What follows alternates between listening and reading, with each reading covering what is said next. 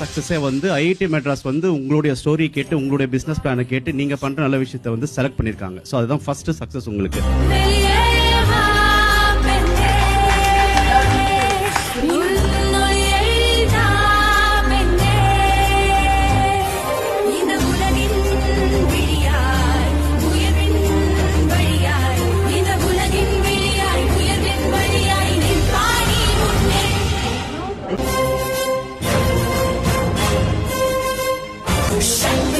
சக்தி சுயசக்தி